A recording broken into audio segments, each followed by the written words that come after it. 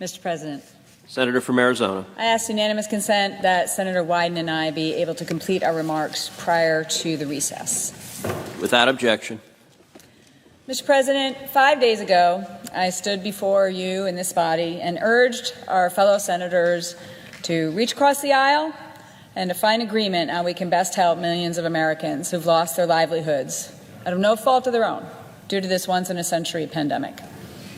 I made a simple request for senators to be pragmatic, to meet in the middle, and to expand the unemployment benefits through Friday for 7 days, while Congress continues to work through our differences and to come up with a solution.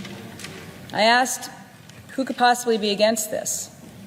Well, turns out the minority leader came to the floor personally in order to object. The senator from New York decided to play political theater, thought that was more important than assisting Americans who are struggling to make ends meet.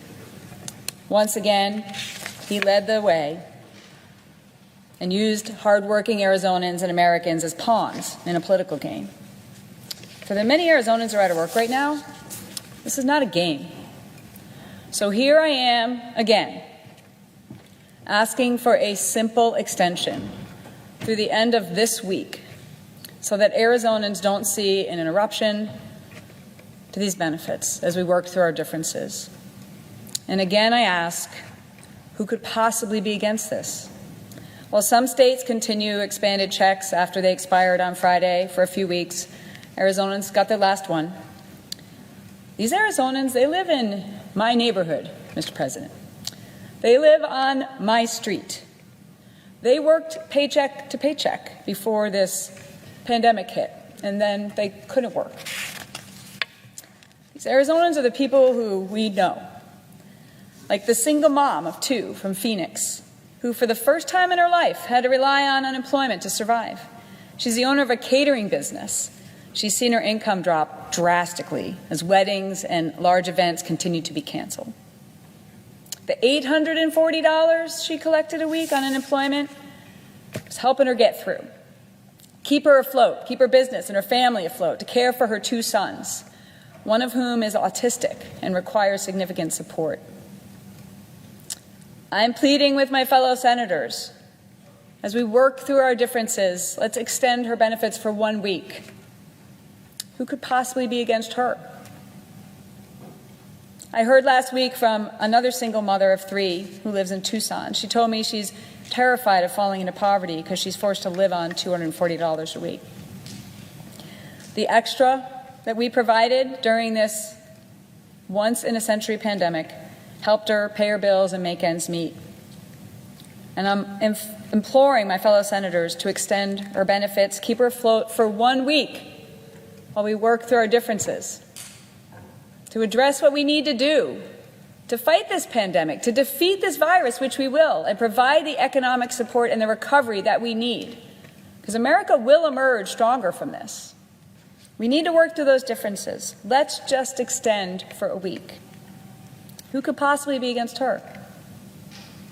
Arizona seniors are also suffering. A 70-year-old man in Arizona drove for Uber and Lyft before the pandemic hit. He can no longer safely drive strangers through Phoenix, given his high-risk status.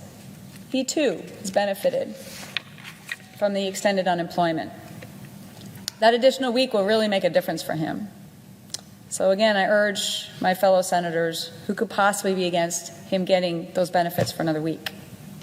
These are just 3 of the countless stories I've heard from Arizonans, and they're pleading with Congress to put the bickering and the dysfunction aside and work together. But when I got back home last weekend, people were asking, like, why did they object? It was 7 days. Well, you guys worked through your differences. Why can't you guys just get your act together? Why can't you just do your job? And in the meantime, just have seven more days. This is a reasonable request. That's why I'm here again, Mr. President, to yet offer a simple common sense solution to extend the $600, the expanded $600 for unemployed Americans through the week, while we continue to work through our differences here to provide economic support and relief and economic recovery for America. Who could possibly be against this? Who could possibly be against this? Therefore, I ask unanimous consent that the Senate proceed to my immediate consideration of my bill at the desk.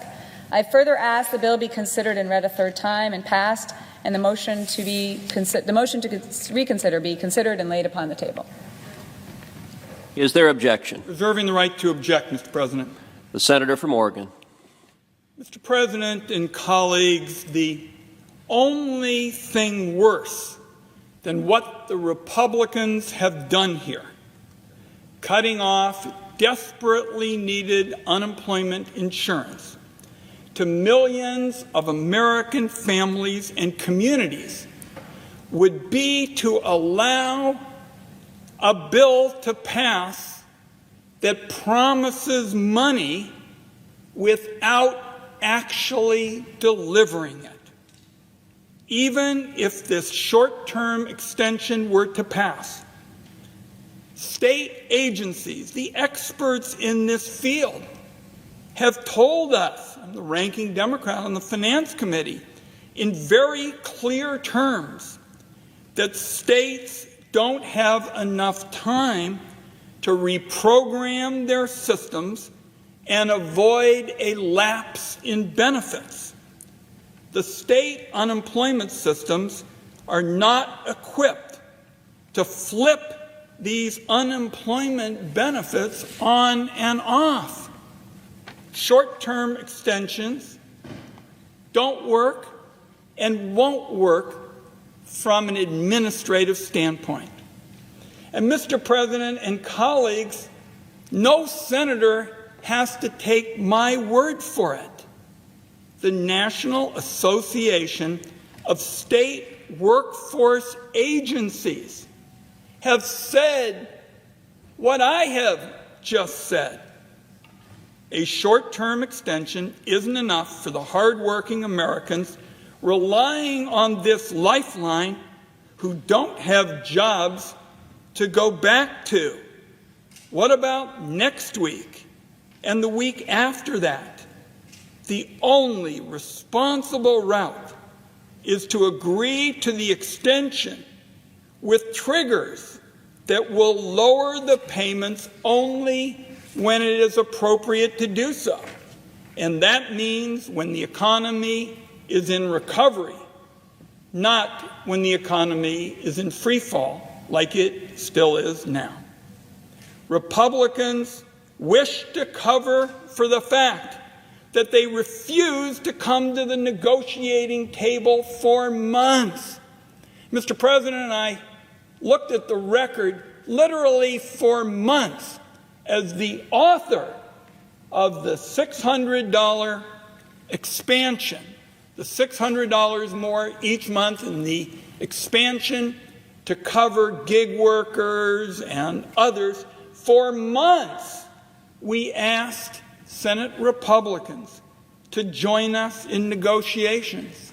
The Democratic leader, Senator Schumer, the Speaker, Nancy Pelosi, all made that request again and again, and Republicans were unwilling to do that.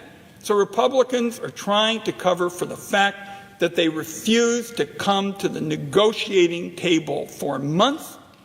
Our country needs a long-term solution that ensures the extra $600 remains available for as long as this four-alarm economic crisis continues. I object. Objection is heard. Mr. President, Senator from Arizona. I'm just picturing if you're one of my neighbors or one of the people I mentioned and you're watching TV right now, this is Washington speak. This is bureaucratic reasons why we can't just simply do what I'm asking, which is extend for 1 week what we all agreed upon in the past while we continue to work together to try and solve problems on behalf of Arizonans. That's all I'm asking. And bureaucratic reasons or posturing or finger pointing, people are so tired of it. I'm tired of it. That's why I first ran, to come into this deployed zone and fight in a different way than when I did in uniform, but with the same exact oath. We're here to solve problems. We're here to represent the people we represent. And while we work through our differences, there's political theater happening, Arizonans. There's political theater. There's unserious negotiations, unfortunately, happening because some people, like the minority leader, think that this is the path to power. Somehow Arizonans can be hurt and others can be hurt. Somehow that's going to work in their favor. And I'm disgusted by that. Simply asking for us to do our job. Maybe I need to offer another bill that all members of Congress have their pay held until we sit down and solve this. I did that before when the CARES Act was being delayed for political reasons. This is frustrating. It's disappointing. It's simply a 7-day extension while we work through our differences. So, Mr. President, once again, friends on the other side of the aisle have let Arizonans and Americans down, but we need to keep working to solve this issue, support the people we represent. This is a common sense request, and it's very disappointing that they're not letting it through. I yield the floor. President.